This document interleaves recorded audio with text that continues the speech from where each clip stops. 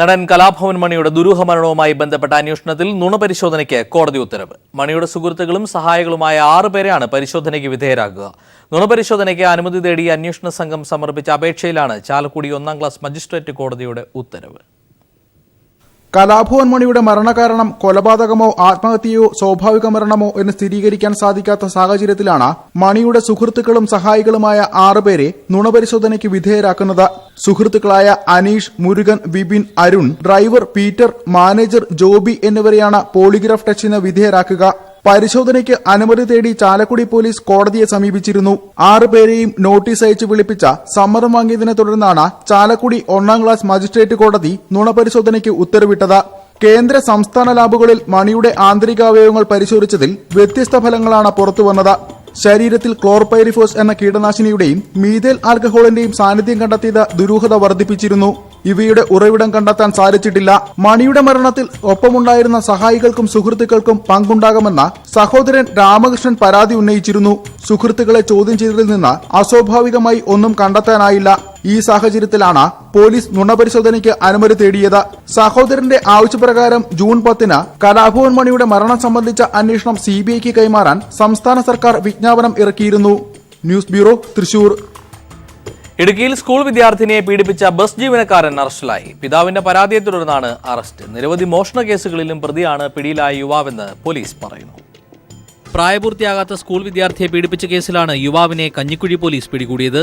Idukki Konnathady 5-ാം mile വലിയമുക്കൽ കരുണാകരന്റെ മകൻ പ്രസന്നനെയാണ് police പിടികൂടിയത്. മുമ്പ് സ്വകാര്യ ബസ് ജീവനക്കാരനായിരുന്ന ഇയാൾ ബസ് യാത്രയ്ക്കിടെയാണ് പെൺകുട്ടിയെ പരിചയപ്പെട്ടത്. കഴിഞ്ഞ ദിവസം പെൺകുട്ടി വീട്ടിലെത്താത്തതിനെ തുടർന്ന് പിതാവ് കഞ്ഞിക്കുഴി പോലീസിൽ പരാതി നൽകിയിരുന്നു. പിറ്റേന്ന് രാവിലെ വീട്ടിലെത്തിയ പെൺകുട്ടിയോട് വിവരം തിരക്കിയപ്പോഴാണ് പീഡന വിവരം പുറത്തറിഞ്ഞത്. ചെറുതോണി തിയേറ്ററിന് സമീപം ഒറ്റപ്പെട്ട മുറിയിൽ താമസിപ്പിച്ച് പ്രതി പീഡനം നടത്തുകയായിരുന്നു. പെൺകുട്ടിയുടെ മൊഴിയുടെ അടിസ്ഥാനത്തിൽ പോലീസ് നടത്തിയ തെരച്ചിലിൽ ഇയാളെ ചെറുതോണിയിൽ നിന്ന് കണ്ടെത്തുകയായിരുന്നു. ജില്ലയ്ക്കകത്തും പുറത്തുമായി നിരവധി മോഷണ കേസിലെയും പ്രതിയാണ് ഇയാളെന്ന് പോലീസ് പറഞ്ഞു. കോടതിയിൽ ഹാജരാക്കിയ പ്രതിയെ റിമാൻഡ് ചെയ്തു. Kanjikuzhi CI Varghese Alex, sub inspector Jinesh എന്നിവരുടെ നേതൃത്വത്തിലാണ് പ്രതിയെ പിടികൂടിയത്. News bureau, Idukki. അടിമാലിയിൽ 9 വയസ്സുകാരൻ മർദ്ദനത്തിനിരയായ സംഭവത്തിൽ മാതാപിതാക്കൾക്കെതിരെ പോലീസ് കേസെടുത്തു. കുട്ടിയുടെ ചികിത്സാ ചെലവ് സർക്കാർ വഹിക്കുമെന്ന് ആരോഗ്യമന്ത്രി KK ശൈലജ പറഞ്ഞു. അതേസമയം ആശുപത്രിയിൽ കഴിയുന്ന കുട്ടിയുടെ ആരോഗ്യനിലയിൽ പുരോഗതിയുണ്ടെന്ന് ഡോക്ടർമാർ പറഞ്ഞു. ഇടുക്കി അടിമാലിയിൽ മാതാപിതാക്കളുടെ ക്രൂരമർദ്ദനത്തിൽ പരിക്കേറ്റ് കളമശ്ശേരി മെഡിക്കൽ കോളേജിൽ ചികിത്സയിലുള്ള 9 വയസ്സുകാരന്റെ ചികിത്സാ ചെലവ് പൂർണ്ണമായും സർക്കാർ ഏറ്റെടുക്കുമെന്ന് ആരോഗ്യമന്ത്രി KK ശൈലജ വ്യക്തമാക്കി. കഴിഞ്ഞ ദിവസമാണ് ഗുരുതര നിലയിൽ നസീർ സെലീന ദമ്പതികളുടെ മൂത്ത മകനെ വീട്ടിൽ പൂട്ടിയിട്ട നിലയിൽ കണ്ടെത്തിയത്. വീടിന് സമീപത്തു നിന്നും കുരങ്ങന്റെ ആക്രമണത്തിലാണ് പരിക്കേറ്റതെന്നാണ് കുട്ടി ആദ്യം പോലീസിനും ചൈൽഡ് ലൈൻ പ്രവർത്തകർക്കും നൽകിയ മൊഴി. എന്നാൽ ഇന്ന് രാവിലെ ആശുപത്രിയിലെത്തിയ പോലീസിനോട് കുട്ടി മൊഴി മാറ്റി പറഞ്ഞു. മാതാപിതാക്കളുടെ മർദ്ദനത്തിലാണ് പരിക്കേറ്റതെന്നാണ് കുട്ടി പോലീസിന് നൽകിയ പുതിയ മൊഴി. ഇതിന്റെ അടിസ്ഥാനത്തിൽ അടിമാലി പോലീസ് മാതാപിതാക്കൾക്കെതിരെ കേസെടുത്തു. കുട്ടികൾക്കെതിരെയുള്ള അതിക്രമത്തിനാണ് കേസ്. അതേസമയം മർദ്ദനമേറ്റ കുട്ടിയുടെ സഹോദരൻ കുരങ്ങന്റെ ആക്രമണത്തിലാണ് ജ്യേഷ്ഠന് പരിക്കേറ്റതെന്നാണ് പോലീസിന് നൽകിയിരിക്കുന്ന മൊഴി. നസീർ സെലീന ദമ്പതികൾക്ക് ഇവരെ കൂടാതെ 3 മാസം പ്രായമുള്ള കുട്ടിയുമുണ്ട്. നസീർ കഞ്ചാവ് കേസിൽ നിലവിൽ റിമാൻഡിലാണ്. മുലകുടി മാറാത്ത കുട്ടിയുള്ളതിനാൽ കൂടുതൽ അന്വേഷണത്തിന് ശേഷമാകും സെലീനയെ കോടതിയിൽ ഹാജരാക്കുക. News bureau, Idukki. കോട്ടയം കാരാപ്പുഴയിൽ നിരോധിത പുകയില ഉൽപ്പന്നങ്ങളും നികുതി വെട്ടിച്ച് കടത്തിക്കൊണ്ടുവന്ന ബീഡിയും സിഗരറ്റും പിടിച്ചെടുത്തു. എക്സൈസ് രഹസ്യാന്വേഷണ വിഭാഗത്തിന് ലഭ്യമായ റിപ്പോർട്ടിന്റെ അടിസ്ഥാനത്തിലായിരുന്നു റെയ്ഡ്. പുകയില ഉൽപ്പന്നങ്ങളുടെ നികുതിയായി 1 ലക്ഷം രൂപ പിഴ ഈടാക്കി. ജില്ലയിലേക്ക് വൻതോതിൽ നിരോധിത പുകയില ഉൽപ്പന്നങ്ങളും നികുതി വെട്ടിച്ച് ബീഡിയും സിഗരറ്റും അടക്കമുള്ളവയും കടത്തിക്കൊണ്ടുവരുന്നതായി എക്സൈസ് രഹസ്യാന്വേഷണ വിഭാഗത്തിന് റിപ്പോർട്ട് ലഭിച്ചിരുന്നു. ഇതിന്റെ അടിസ്ഥാനത്തിലായിരുന്നു കോട്ടയം കാരാപ്പുഴ സ്വദേശി പ്രകാശിന്റെ വീട്ടിൽ എക്സൈസ് സംഘത്തിന്റെ പരിശോധന. 3000 പാക്കറ്റ് നിരോധിത പുകയില ഉൽപ്പന്നങ്ങളും നികുതി വെട്ടിച്ചു കടത്തിക്കൊണ്ടുവന്ന 7920 പാക്കറ്റ് ബീഡിയും 9560 പാക്കറ്റ് സിഗരറ്റും പിടിച്ചെടുത്തു. Excise inspector KR Ajay, preventive officer Jaison Jacob, civil excise ഓഫീസർമാരായ ലാലു തങ്കച്ചൻ, അജിത് രമേശ്, T അജിത്, KC ബൈജുമോൻ എന്നിവരടങ്ങുന്ന സംഘമാണ് പരിശോധന നടത്തിയത്. പുകയില ഉൽപ്പന്നങ്ങളുടെ നികുതിയായി 1 ലക്ഷം രൂപ ഈടാക്കി. സെയിൽ ടാക്സ് വിഭാഗം എത്തി നടത്തിയ പരിശോധനയിലാണ് പുകയില ഉൽപ്പന്നങ്ങളുടെ നികുതി പിഴയായി ഈടാക്കിയത്. News bureau, Kottayam. തൃശൂർ വിയ്യൂരിൽ അനധികൃതമായി കടത്തിക്കൊണ്ടുവന്ന 9 ചാക്ക് നിരോധിത പുകയില ഉൽപ്പന്നങ്ങൾ പിടികൂടി. വാഹന പരിശോധനയ്ക്കിടെയാണ് കാറിൽ ഒളിപ്പിച്ചു കടത്തിയ 5 ലക്ഷം രൂപ വില മതിക്കുന്ന ലഹരി വസ്തുക്കൾ പിടികൂടിയത്. പെരുമ്പാവൂർ സ്വദേശികളായ 2 പേർ കസ്റ്റഡിയിലായി. വിയ്യൂർ പോലീസും മെഡിക്കൽ കോളേജ് പോലീസും സംയുക്തമായി നടത്തിയ വാഹന പരിശോധനയ്ക്കിടെയാണ് തമിഴ്നാട്ടിൽ നിന്ന് കടത്തിക്കൊണ്ടുവന്ന പുകയില ഉൽപ്പന്നങ്ങൾ പിടികൂടിയത്. വാടകയ്ക്കെടുത്ത കാറിലാണ് 9 ചാക്കുകളിലായി നിരോധിത പുകയില ഉൽപ്പന്നമായ ഹാൻസ് കടത്തിയത്. പരിശോധനയ്ക്കായി പോലീസ് വാഹനം തടഞ്ഞപ്പോൾ നിർത്താതെ പോകുകയായിരുന്നു. വാഹനത്തെ പിന്തുടർന്ന പോലീസ് പാടൂക്കാട് ജംഗ്ഷന് സമീപത്ത് വെച്ച് ഇവരെ പിടികൂടുകയായിരുന്നു. പെരുമ്പാവൂർ സ്വദേശികളായ മുനീർ മുഹമ്മദ്, മുനീർ ജബ്ബാർ എന്നിവരാണ് പിടിയിലായത്. ഇവർ 4 വർഷമായി സമാന രീതിയിൽ പുകയില ഉൽപ്പന്നങ്ങൾ കടത്തിയിരുന്നതായി ചോദ്യം ചെയ്യലിൽ വ്യക്തമായി. വണ്ടി കൈ കാണിച്ചപ്പോൾ നിങ്ങൾ നിർത്താതെ പോയി നിങ്ങളെ പിന്തുടർന്ന് പാടുകാട് എന്ന സ്ഥലത്ത് വെച്ച് കൈ കാണിച്ച് നിർത്താനുണ്ടായിരുന്നു. 2 പേരുണ്ടായിരുന്നു. അവർ പെരുമ്പാവൂർ സ്വദേശികളായ മുനീർ എന്നാണ് 2 പേരുടെ പേര്. തമിഴ്നാട്ടിൽ നിന്ന് കൊണ്ടുവരികയാണെന്നും അവരവിടെ വെച്ച് നിങ്ങൾ കാര്യങ്ങൾ ചോദിച്ച് അവരെ കൺഫെഷൻ റെക്കോർഡ് ചെയ്തതിൽ അവർ തമിഴ്നാട് പൊള്ളാച്ചി ഭാഗത്ത് കൊണ്ട് സാധനം കളക്ട് ചെയ്യണം. ഏകദേശം 1 ലക്ഷം രൂപയോളം അവർക്ക് വിലയായിരുന്നു. നമ്മുടെ നാട്ടിൽ ഏകദേശം 5 ലക്ഷത്തോളം രൂപയ്ക്ക് വിൽപ്പന നടത്താവുന്ന മുതലാണ് എന്നും അവർ പറയുണ്ടായി. 9 ചാക്കുകളിലായി 15,000-ലധികം പാക്കറ്റ് ഹാൻസാണ് കണ്ടെടുത്തത്. തുച്ഛമായ വിലയ്ക്ക് തമിഴ്നാട്ടിൽ ലഭ്യമായ ഉൽപ്പന്നം 10 ഇരട്ടിയിലധികം വിലയ്ക്കാണ് വിൽപ്പന നടത്തുന്നത്. അന്യസംസ്ഥാന തൊഴിലാളികളുടെ ക്യാമ്പുകൾ, വിദ്യാർത്ഥി ഹോസ്റ്റലുകൾ, ലോഡ്ജുകൾ എന്നീ കേന്ദ്രങ്ങളിലെ ചെറു കടകളിലേക്കാണ് ഇവ കടത്തിയിരുന്നത്. പിടിച്ചെടുത്ത പുകയില ഉൽപ്പന്നങ്ങൾക്ക് 5 ലക്ഷത്തിലധികം രൂപ വിൽപ്പന മൂല്യമുണ്ടെന്ന് പോലീസ് പറഞ്ഞു. News bureau, Thrissur. കൊല്ലം എഴുകോണിൽ അമ്മയെയും മകനെയും തെരുവുനായ ആക്രമിച്ചു. വീടിന് മുന്നിൽ കളിച്ചുകൊണ്ടുനിന്ന 4 വയസ്സുകാരൻ അലനെയും രക്ഷിക്കാൻ ശ്രമിച്ച മാതാവ് സുജയെയുമാണ് തെരുവുനായ ആക്രമിച്ചത്. താടിയെല്ലിന് ഗുരുതരമായി പരിക്കേറ്റ അലനെ സ്വകാര്യ ആശുപത്രിയിൽ പ്രവേശിപ്പിച്ചു.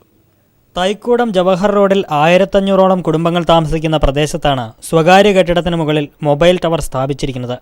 1 കിലോമീറ്റർ ചുറ്റളവിലെ 7ാമത്തെ ടവറാണിതെന്ന് നാട്ടുകാർ പറയുന്നു. തങ്ങൾ ടവറിനെതിരല്ല, പക്ഷേ ജനവാസ മേഖലയിൽ ടവർ സ്ഥാപിക്കുന്നത് ആരോഗ്യ പ്രശ്നമുണ്ടാക്കുമെന്നതിനാലാണ് എതിർക്കുന്നതെന്നും നാട്ടുകാർ പറഞ്ഞു. ഏഴുകോൺ ചീരങ്കാവിൽ വീട്ടുമുറ്റത്ത് നിൽക്കുമ്പോഴായിരുന്നു അലനെ തെരുവുനായ ആക്രമിച്ചത്. മകന്റെ നിലവിളി കേട്ട് ഓടിയെത്തി രക്ഷിക്കാൻ ശ്രമിച്ച അമ്മ സുജയ്ക്കും തെരുവുനായയുടെ കടിയേറ്റു. പട്ടിശല്യം ഭയങ്കരമാണ്. പട്ടി മുറ്റത്ത് നിന്ന് കളിച്ച കുഞ്ഞിനെ കടിച്ച് മറിച്ചിട്ട് ഞാനത് കണ്ടുകൊണ്ട് ഓടിച്ചെന്ന് പട്ടിയെ പിടിച്ച് വലിച്ചു. എന്നെയും കടിച്ചു പട്ടി. 4 വയസ്സുകാരൻ അലന്റെ താടിയെല്ലിനാണ് പരിക്കേറ്റത്. ഗുരുതരമായി പരിക്കേറ്റ അലനെ കൊല്ലം ജില്ലാ ആശുപത്രിയിൽ പ്രാഥമിക ചികിത്സ നൽകിയ ശേഷം സ്വകാര്യ ആശുപത്രിയിലേക്ക് മാറ്റി. പ്രദേശത്ത് അക്രമകാരികളായ തെരുവുനായ്ക്കളുടെ ശല്യം രൂക്ഷമാണെന്ന് നാട്ടുകാർ പറഞ്ഞു. ന്യൂസ് ബ്യൂറോ, കൊല്ലം. മാധ്യമപ്രവർത്തകൻ കിഷോർ ദാവയുടെ കൊലപാതകവുമായി ബന്ധപ്പെട്ട് 3 പേർ അറസ്റ്റിലായി. തിങ്കളാഴ്ച രാത്രി 9:30 രാജ്കോട്ടിൽ നിന്നും 100 കിലോമീറ്റർ അകലെയുള്ള ഓഫീസിലാണ് കിഷോർ ദാവയെ കുത്തേറ്റ് മരിച്ച നിലയിൽ കണ്ടെത്തിയത്. സ്ത്രീ പീഡനവുമായി ബന്ധപ്പെട്ട് വാർത്ത നൽകിയതിൽ BJP മുൻ മന്ത്രിയുടെ മകനിൽ നിന്ന് ദാവയ്ക്ക് വധഭീഷണി ഉണ്ടായിരുന്നതായി ബന്ധുക്കൾ പോലീസിൽ പരാതി നൽകിയിട്ടുണ്ട്. RSSനെതിരായ മാനനഷ്ട കേസിൽ മലക്കം പറഞ്ഞ് രാഹുൽ ഗാന്ധി. മഹാത്മാഗാന്ധി വധത്തിനു പിന്നിൽ RSS ആണെന്ന് പറഞ്ഞിട്ടില്ലെന്ന് രാഹുൽ ഗാന്ധി. എന്നാൽ RSSലെ ചിലരാണ് വധം നടത്തിയതെന്നും രാഹുൽ ഗാന്ധി സുപ്രീം കോടതിയിൽ പറഞ്ഞു. മഹാത്മാഗാന്ധി വധത്തിനു പിന്നിൽ RSS ആണെന്ന് രാഹുൽ ഗാന്ധി ആരോപിച്ചു എന്ന് ചൂണ്ടിക്കാട്ടി നൽകിയ മാനനഷ്ട കേസിലാണ് പുതിയ വഴിത്തിരിവ്. RSS ആണ് വധത്തിന് പിന്നിലെന്ന് പറഞ്ഞിട്ടില്ലെന്ന് സുപ്രീം കോടതിയിൽ സമർപ്പിച്ച സത്യവാങ്മൂലത്തിൽ രാഹുൽ ഗാന്ധി അറിയിച്ചു. അതേസമയം RSSുമായി ബന്ധപ്പെട്ട ചിലരാണ് വധം നടത്തിയത്. രാഹുൽ ഗാന്ധിക്ക് വേണ്ടി മുതിർന്ന അഭിഭാഷകൻ കപിൽ സിബൽ ഹാജരായി. RSS അല്ല വധത്തിന് പിന്നിലെന്ന് രാഹുൽ വ്യക്തമാക്കിയ സാഹചര്യത്തിൽ കേസ് ഹർജിക്കാരന് പിൻവലിക്കാമെന്ന് ജസ്റ്റിസ് ദീപക് മിശ്ര അധ്യക്ഷനായ ബെഞ്ച് അറിയിച്ചു. ഇക്കാര്യത്തിൽ തുടർവാദത്തിനായി അടുത്ത മാസം 1 കേസ് മാറ്റി. 2014 ലോക്സഭാ തെരഞ്ഞെടുപ്പ് പ്രചാരണത്തിനിടെ മഹാരാഷ്ട്രയിലെ ഭിവാണ്ടിയിൽ നടത്തിയ പ്രസംഗത്തിലാണ് ഗാന്ധി വധത്തിനു പിന്നിലെ RSS ബന്ധം രാഹുൽ ആരോപിച്ചത്. ഇതിനെതിരെ സംഘപരിവാർ പ്രവർത്തകനായ രാജേഷ് കുന്ദ മാനനഷ്ട കേസ് ഫയൽ ചെയ്തു. രാഹുലിന്റെ പ്രസംഗം RSSന് മാനഹാനി ഉണ്ടാക്കിയെന്ന് ഹർജിക്കാരൻ ആരോപിക്കുന്നു. News bureau, Delhi. വാടക ഗർഭധാരണത്തിന് ഇന്ത്യയിൽ നിയന്ത്രണം വരുന്നു. വിവാഹം കഴിച്ചിട്ടും കുട്ടികളില്ലാത്തവർക്ക് മാത്രമായി വാടക ഗർഭധാരണം നിയന്ത്രിക്കുന്ന ബിൽ കേന്ദ്ര മന്ത്രിസഭ അംഗീകരിച്ചു. അടുത്ത ബന്ധുക്കൾക്ക് മാത്രമേ ഇനി വാടക ഗർഭധാരണം അനുവദിക്കുകയുള്ളൂ. കച്ചവട താൽപര്യത്തോടെയുള്ള വാടക ഗർഭധാരണം ഇന്ത്യയിൽ വ്യാപകമായ സാഹചര്യത്തിലാണ് നീക്കമെന്ന് കേന്ദ്രമന്ത്രി സുഷമ സ്വരാജ് പറഞ്ഞു. നിയമം ലംഘിക്കുന്നവർക്ക് 10 വർഷമാണ് തടവ് ശിക്ഷ. ലോധ കമ്മീഷൻ റിപ്പോർട്ടിന്റെ അടിസ്ഥാനത്തിലാണ് രാജ്യത്തെ വാടക ഗർഭധാരണങ്ങൾക്ക് പൂർണ്ണ നിയന്ത്രണം ഏർപ്പെടുത്തുന്ന ബിൽ തയ്യാറാക്കിയിരിക്കുന്നത്.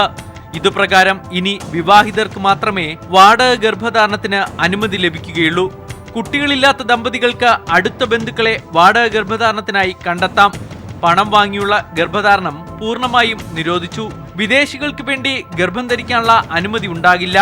സ്വവർഗ അനുരാഗികൾ, അവിവാഹിതർ തുടങ്ങിയവർക്കും ഇനി വാടക ഗർഭപാത്രങ്ങൾ കണ്ടെത്താനാകില്ല. മക്കളുള്ള ദമ്പതികൾ ഗർഭപാത്രത്തിനായി മറ്റൊരാളെ ആശ്രയിക്കുന്നതും നിയമം മൂലം നിർത്തലാക്കി. ബോളിവുഡ് താരങ്ങളായ ഷാരൂഖ് ഖാൻ, അമീർ ഖാൻ എന്നിവർക്ക് വാടക ഗർഭപാത്രത്തിലൂടെ മക്കളുണ്ട്. ഇത്തരം കാര്യങ്ങൾ ഇനി ഉണ്ടാകില്ലെന്ന് മന്ത്രിസഭാ തീരുമാനങ്ങൾ വിശദീകരിച്ച് മന്ത്രി സുഷമ സ്വരാജ് വ്യക്തമാക്കി. एक आंकड़े के अनुसार 2000 सरोगेसी क्लिनिक आज देश में चल रहे हैं, जहां गरीब महिलाओं को कुछ पैसे देकर ले आया जाता है, किसी दूसरे दंपति का एम्ब्रियो उनके वूम्ब में प्रवेश करा के 9 महीने तक गर्भ की पीड़ा उनके द्वारा सही जाती है और बाद में बच्चे का मुंह भी उसे दिखाया नहीं जाता, चंद पैसे देकर के उसे अपने घर वापस भेज दिया जाता है. അവയവങ്ങൾക്കായി വാടക ഗർഭധാരണം നടത്തുന്നതുപോലുള്ള ഗുരുതര കുറ്റകൃത്യങ്ങൾ തടയുകയാണ് ലക്ഷ്യം. പുതിയ ബില്ലിന്റെ അടിസ്ഥാനത്തിൽ കേന്ദ്ര സംസ്ഥാന തലങ്ങളിൽ സമിതികൾ രൂപീകരിക്കും. വാടക ഗർഭധാരണങ്ങൾക്ക് നിയന്ത്രണം പരിശോധിക്കുന്നത് ഇത്തരം സമിതികളായിരിക്കും. News bureau, Delhi. പ്രശസ്ത നടൻ വിജയുടെ പിതാവ് എസ് ഐ ചന്ദ്രശേഖരന് കാൽവഴുതി കുമരകം റിസോർട്ടിൽ വെച്ചായിരുന്നു സംഭവം. തലയ്ക്കും നട്ടലിനും പരിക്കേറ്റ ചന്ദ്രശേഖരനെ കോട്ടയത്തെ സ്വകാര്യ ആശുപത്രിയിൽ പ്രവേശിപ്പിച്ചിരിക്കുകയാണ്. ഒരു അപകട കാഴ്ചയിലേക്ക്. കോട്ടയം കുമരകത്തെ റിസോർട്ടിലെ ശുചിമുറിയിൽ നിന്ന് പുറത്തേക്കിറങ്ങുമ്പോൾ കാൽവഴുതി വീണാണ് എസ് എ ചന്ദ്രശേഖരന് പരിക്കേറ്റത്. പിന്നോട്ടുള്ള വീഴ്ചയിൽ തലയ്ക്കും നട്ടലിനും ക്ഷതമേറ്റിരുന്നു. രാവിലെ 9 മണിയോടെ കോട്ടയത്തെ സ്വകാര്യ ആശുപത്രിയിലെത്തിച്ചു. അടിയന്തര പരിശോധനകൾക്ക് വിധേയമാക്കി. തലക്കേറ്റ ക്ഷതം മരുന്നുകൊണ്ട് ഭേദപ്പെടുമെന്നും അതേസമയം വീഴ്ചയിൽ നട്ടലിന് കാര്യമായ പരുക്കുണ്ടെന്നും അദ്ദേഹത്തെ ചികിത്സിച്ച neuro surgeon doctor Anees MM people ടിവിയോട് പറഞ്ഞു. സ്പൈനൽ കോഡ് ഇഞ്ചുറി ഉണ്ട്. ഇഞ്ചുറി ഉള്ളതിന്റെ പാർട്ടായിട്ട് പുള്ളിക്ക് 2 കൈക്ക് ഉണ്ട്. സാധാരണഗതിയിൽ അങ്ങനെ സ്പൈനൽ കോഡ് ഇഞ്ചുറി വന്നാൽ ചിലപ്പോൾ കഴുത്തിന് താഴോട്ട് മൊത്തം തുടർന്നു പോകാൻ വരെയുള്ള സാധ്യതയുള്ള കാര്യമാണ്. നിലവിൽ തീവ്രപരിചരണ വിഭാഗത്തിൽ കഴിയുന്ന ചന്ദ്രശേഖരന്റെ ആരോഗ്യസ്ഥിതി ഡോക്ടർമാർ നിരീക്ഷിച്ചു വരികയാണ്. കഴിഞ്ഞ ദിവസമാണ് ചന്ദ്രശേഖരനും വിജയുടെ കുടുംബാംഗങ്ങളും അടങ്ങുന്ന സംഘം കുമരകത്തെത്തിയത്. ചന്ദ്രശേഖരൻ 70ഓളം സിനിമകൾ സംവിധാനം ചെയ്തിട്ടുണ്ട്. News bureau, Kottayam. റിയോ ഒളിമ്പിക്സിൽ തനിക്കേറ്റ ദുരിതത്തിന് അത്ലറ്റിക് ഫെഡറേഷന് പങ്കില്ലെന്ന് OP ജയ്ഷ. വെള്ളം നൽകരുതെന്ന് പറഞ്ഞത് കോച്ചായിരിക്കുമെന്നും ജയ്ഷ പറയുന്നു. അത്ലറ്റിക്സിൽ നിന്നും ഉടൻ വിരമിക്കില്ലെന്നും ഇനി മാരത്തണിൽ പങ്കെടുക്കില്ലെന്നും ജയ്ഷ പറഞ്ഞു. നിക്കോളായ്ക്ക് കീഴിൽ ഇനി പരിശീലനത്തിലില്ലെന്നും OP ജയ്ഷ പീപ്പിൾ ടിവിയോട് വ്യക്തമാക്കി.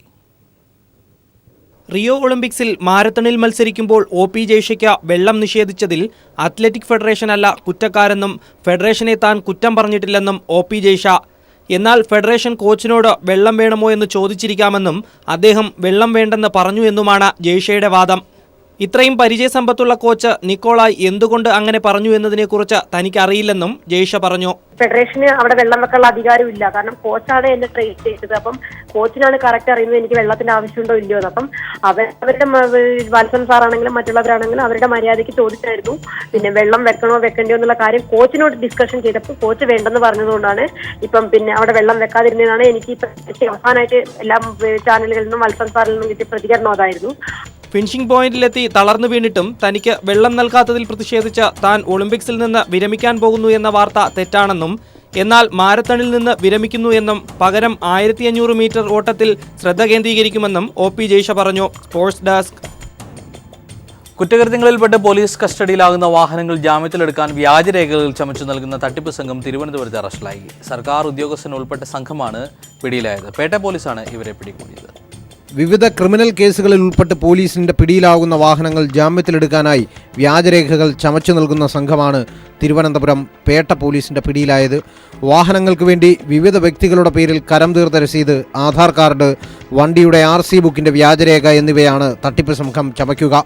ഇതിനായി ഇടപാടുകാരിൽ നിന്നും വൻ തുകകളാണ് തട്ടിപ്പ് സംഘം വാങ്ങിയിരുന്നത്. പിടിയിലായവരിൽ ഒരു സർക്കാർ ഉദ്യോഗസ്ഥനുമുണ്ട്. തിരുവനന്തപുരം പാച്ചല്ലൂർ സ്വദേശിയും ട്രഷറി ഓഫീസ് ജീവനക്കാരനുമായ സുനിൽ ദത്ത്, നെടുമങ്ങാട് സ്വദേശി ബാബുരാജ്, പവുടിക്കോണം സ്വദേശി സന്തോഷ് എന്നിവരാണ് അറസ്റ്റിലായത്. അറസ്റ്റിലായ ബാബുരാജ് സമാനമായ 6ഓളം തട്ടിപ്പ് കേസിൽ മുമ്പും പോലീസിന്റെ പിടിയിലായിട്ടുണ്ട്. പിടിയിലായ പ്രതികളെ 14 ദിവസത്തേക്ക് കോടതി റിമാൻഡ് ചെയ്തു. News bureau, Thiruvananthapuram.